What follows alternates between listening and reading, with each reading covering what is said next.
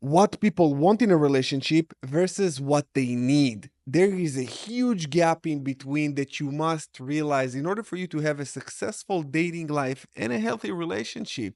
In today's session, I'm going to give you, let's see, I think I have 10, 11 things that people say that they want in a relationship, but they actually need the opposite. What I'm going to cover also, it's not going to be socially popular. No one will tell you what I'm about to tell you here. It's not popular and it's not cool to think the way that I think about these things, but let me assure you, you're going to find a lot of logic in what I'm saying, and I'm going to back it up. I'm Coach Paz Goldman, your relationship and breakup coach. And the number one thing that people say in a relationship, in or dating, they say, I don't want to play games anymore. I'm over it. What they actually need is a partner who is honest and direct, but still understand the importance of attraction dynamics, because there are games and that's okay. That's okay. Not like these childish games that you disappear because you just want to make her or him miss you. And by the way, what I'm going to cover here is for both men and women. Now, many people will say they hate games, but what they really dislike is the manipulation and dishonesty. They don't like the dishonest part. This is what it is. If you're truly busy and it takes you a long time to reply to a message, that's okay if this is the truth. Not you're not replying to a message, you're next to your phone and you're choosing not to answer because you want to play a game. This is not okay. This is a game, and this people feel games, both men and females. And by the way, I had many clients that tell me, listen, I didn't reply for 2 days and now she will miss me. And I said, what you doing in this day 2 days? What really happened? No, nothing serious. I was like, so why didn't you, what the fuck is going on? This is a game. Now, I want to put you on a different game of the honesty game. If it takes you time, takes you time. Now I'm just talking about the texting thing because it happens a lot, especially at the beginning and early stages of dating.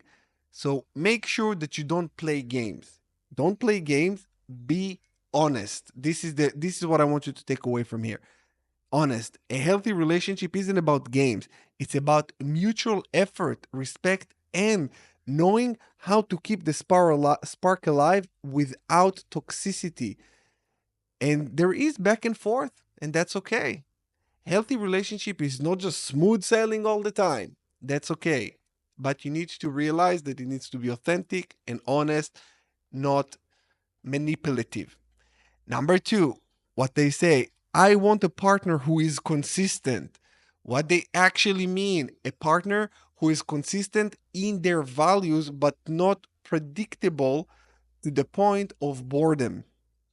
All right, I'm going to repeat. I want a partner who is consistent, but they want a partner who is consistent with their values, not predictable to the point of boredom. People think that they want consistency, but what they often mean is emotional stability, not robotic predictability. That's the thing. A healthy relationship dynamic has both reliability and excitement. It, if someone is too consistent, it can feel dull and uninspiring over time. So there needs to be a little bit unpredictability, but you do need to stay consistent to the degree that it's not boring. That's the thing. And be emotionally stable. This is the number one thing that I can tell you here. Emotional stability is super important, where you're not emotionally reactive, especially for men. Female are more emotional by nature, and that's okay. A man never emotionally reactive, ever, ever, ever, ever. You got to be stoic, you got to be strong, and you got to work on yourself to be that. There is no way that a man is emotionally reactive, or when you have an argument with his woman, he's yelling or he's becoming emotional like her. No, no, no, no, no, no, no, no. Never, never. You got to work on yourself if this is you. Okay. Number three, I want someone who is 100% honest all the time. What they actually need is someone who is honest but also tactful and emotionally intelligent. Brutal honesty can be more harmful than helpful. What people truly need is truth with compassion, not just someone who blurts out every thought. Hey, babe, you look fat. No, you don't. You need to have tact. So brutal, like 100 honesty. The person does not really need you to to say everything. Tell me everything you're thinking of. No, no, no, no. Be tactful. Okay, just be tactful and understand that you need to be emotionally intelligent as well. You need to know when it's time to share and when it's time to say something and when it's time to shut the fuck up. Number 4, what they say, I want an emotionally available partner. What they actually need is a partner who is emotionally available and also emotionally stable. Many people assume emotional availability means constant vulnerability or deep talks 24/7. But the true emotional availability is about healthy communication, emotional regulation, and the ability to connect without being overly dependent. Number 5, I want a drama free relationship. What they actually need, a relationship with the right kind of tension. This is the masculine and feminine polarity, which is extremely important. Without the polarity, there is no attraction. And without attraction, there's no relationship. Some some degree of healthy friction keeps the passion alive. When there is zero conflict, it often means there is also zero depth. And I think I made a video about we never argue. This is not a healthy relationship if you never argue. It's okay to argue in a respectful manner, talk to each other. That's good. That's healthy. This is how you learn. There is healthy tension, healthy friction that needs to happen in order for you to grow. And when you have healthy friction and healthy tension, something breaks in the communication, and then you find a way to repair it and grow from it. That's the beauty of a progressive relationship, which you don't experience stagnation. Number 6, I want unconditional love. What they actually need is love with healthy conditions. Love with healthy conditions. People, a true love isn't about tolerating anything and everything. People need boundaries and standards maintain respect in a relationship. And my personal opinion is that all love should be conditional besides the love that you have for your kids. That is it. All love needs to be conditional. Because I don't want you to love me unconditionally. If I don't treat you right, I don't deserve the respect and the love that you're giving me. I just don't. So there's not such, for me, there is not such thing as unconditional love. It's conditioned. There needs your needs needs to be met. You need to be respected. It's not I'm gonna love you at all costs. If there is a fuck up, we need to talk. So that's my opinion. Whatever is your opinion, you can put it in the comments below or make a YouTube video on it. Your channel, and I always say in my channel, my opinion. Your channel, your opinion. You can leave a comment below, but do whatever. Anyways, number 7, I need someone to put me first. What it actually means, what they actually need, a relationship where both partner prioritize each other and themselves. Individuation. And I made a video about individuation. Make sure you revisit my channel and watch it. Extremely important to understand individuation because if you put your partner first before you, that is not good. If someone only puts you first, they may neglect themselves, which leads to resentment and imbalance dynamic. You don't want someone to worship you. Believe me, you don't want that. You want someone that there is an healthy banter with. It's important in a relationship, the back and forth. It's exciting, it's mysterious, it keeps the spark alive. Number 8, I want someone to love me just the way I am. It's a little bit naive, but we'll unpack it, don't worry.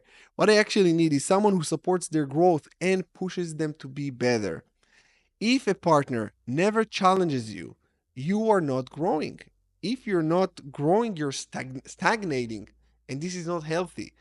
The right person encourage and inspire you your evolution, not just unconditional acceptance of all habits, even bad ones. A couple who don't grow together will not die together. Pause Goldman. This is a quote by me.